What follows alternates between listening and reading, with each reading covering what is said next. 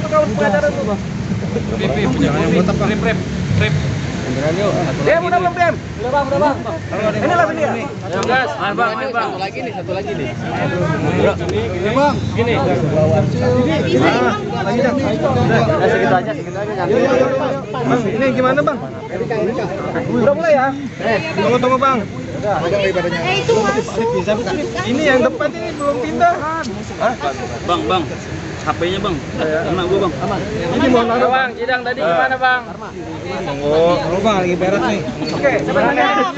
Bang, tadi kan Bang, handphone dulu. Boleh ya? Dulu, sabar. 2, 3. Belum. Belum.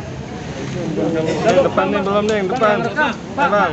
Handphone turun. Nah. tadi membaca Pak Faris sebagai pengedar juga mungkin seperti apa boleh dijelasin? Ya, jadi setelah kita lihat berita acara pemeriksaannya, berkas-berkas yang sudah kita pelajari, dokumen saksi, kemudian bukti-bukti, jadi kita dapat posisi bahwasannya Bang Faris RM ini adalah hanya sebagai pengguna atau pecandu narkotika, ya. Jadi tadi juga dia sudah mengakui bahwasanya dia memang hanya menggunakan narkotika. Yang pertama, tadi nggak ada itu sebagai pengedar, karena apa yang diedarin, jumlahnya kecil, cuma 0,89 gram sabu-sabu yang dia disita kan, 0,89 gram berarti kan di bawah 1 gram, berarti nggak bisa diedarkan. Dan memang dari keterangan saksi-saksi yang lain juga beliau hanya sebagai pengguna.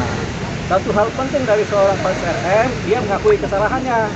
Ya memang karena dia memang di kepalanya ini masih ada rasa-rasa candu. Jadi memang sebelumnya dia pernah 1 kali rehabilitasi, sudah selesai, tapi mungkin ini ada candunya timbul lagi. Jadi dia akhirnya menggunakan.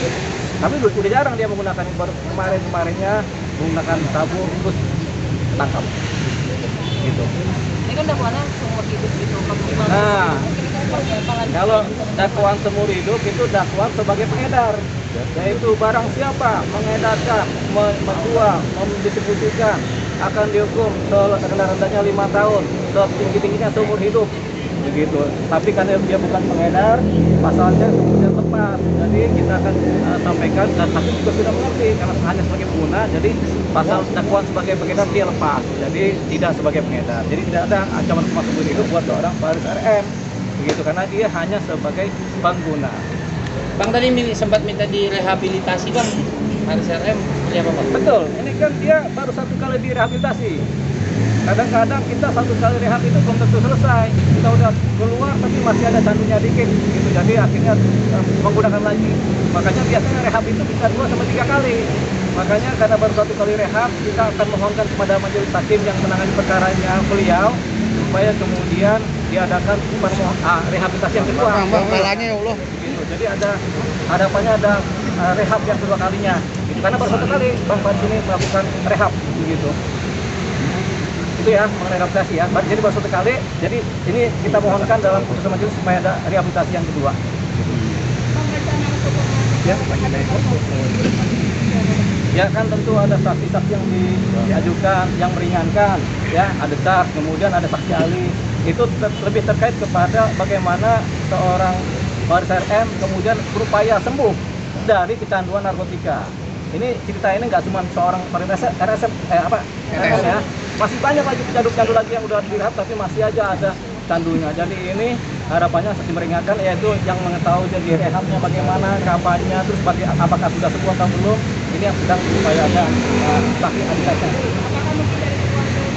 Tentunya dari keluarga ada nanti. Harapannya dari keluarga ada untuk memberikan keterangan mengenai proses rehabilitasi yang sudah dilakukan oleh seorang Faris RM. Bagaimana selesai rehabnya dan apakah masih ada candu-candunya, ya. Jadi kayak kita jatuh cinta, kita udah putus cinta, udah lepas, tapi kadang-kadang masih rasa-rasa kedepannya masih ada. Mirip-mirip begitulah, ya. Mungkin langkah ke depannya. Ya, tadi hari ini udah mengakui dan ini yang meminta maaf ya Bang.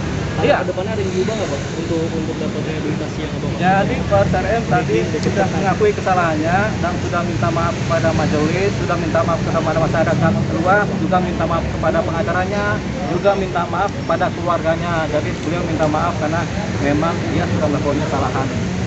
Jadi dia memang ada candu dikit yang masih terbawa di kepalanya sehingga beliau kemudian akhirnya menggunakan lagi.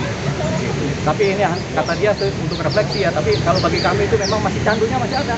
Jadi sudah rehab tapi masih ada sedikit-sedikit pengaruh-pengaruh candunya. Jadi dia tetap akhirnya pakai lagi.